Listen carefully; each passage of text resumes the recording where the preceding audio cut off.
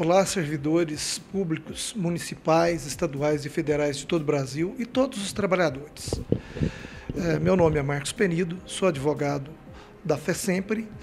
e, num esforço conjunto da FESEMPRE e da Central Sindical Exclusiva dos Servidores Públicos Brasileiros, a CESP,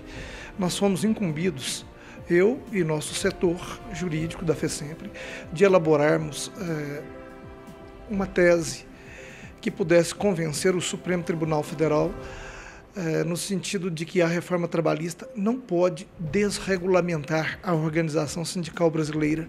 sob pena de violação do Estado Democrático de Direito, de produzir um desequilíbrio nas relações, no caso dos servidores, entre estes trabalhadores e os gestores públicos de todo o Brasil. A nova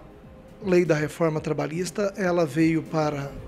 praticamente extinguir a principal receita, aquela que mantém a organização sindical brasileira viva e atuante e, de certo modo, combatendo as injustiças contra os trabalhadores do serviço público.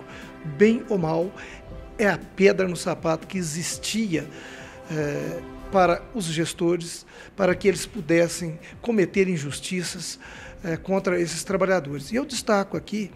principalmente os servidores dos mais de 5.561 municípios brasileiros, porque esses servidores, a maioria se organizam em sindicatos em pequenas cidades brasileiras, e eles serão extremamente afetados para manterem os seus sindicatos com a nova lei da reforma. O que a CESP e a FESEMPRE então fizeram? Incumbiram o nosso departamento jurídico para que fizéssemos um estudo na reforma,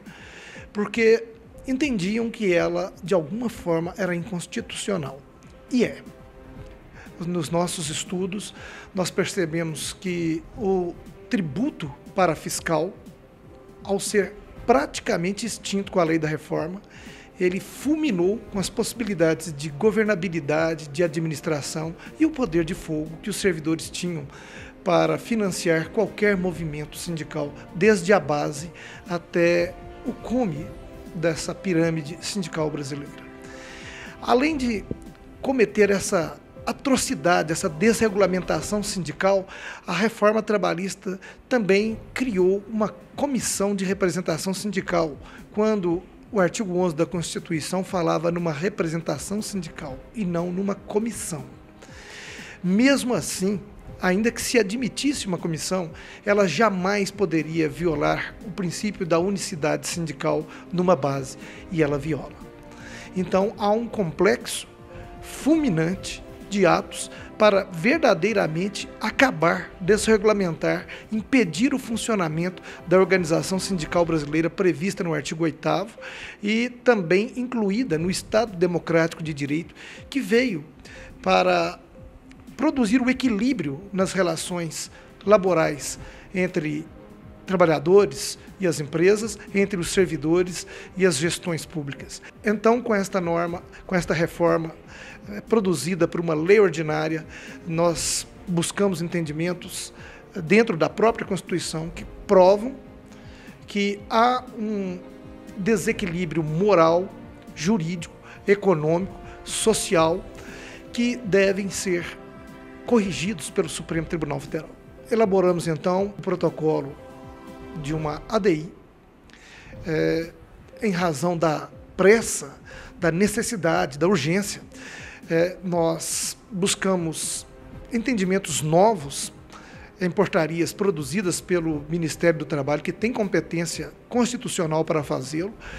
nas quais ele incluiu as centrais sindicais entre as entidades nacionais sindicais. Isso é uma realidade. Pela primeira vez, possivelmente uma central sindical terá a legitimidade, a pertinência temática, porque a CESP é exclusiva dos servidores, para, enfim, salvar, de um certo modo, o equilíbrio das relações laborais entre servidores e gestores públicos e, quiçá, entre trabalhadores e empresários,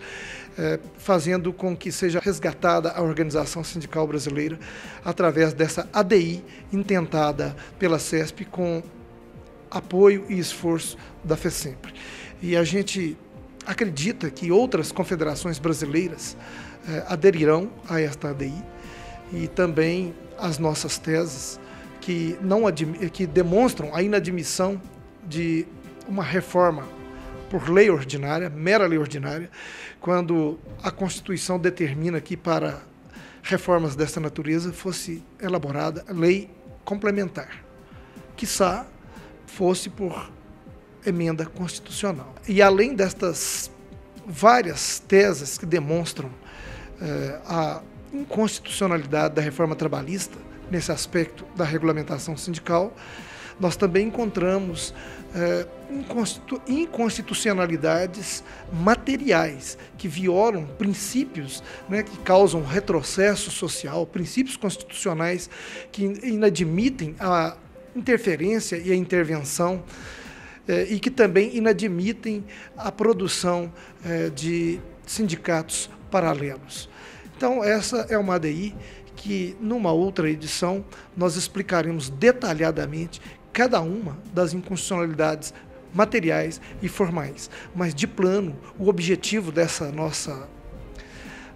nosso pronunciamento é mesmo deixar claro para todo o Brasil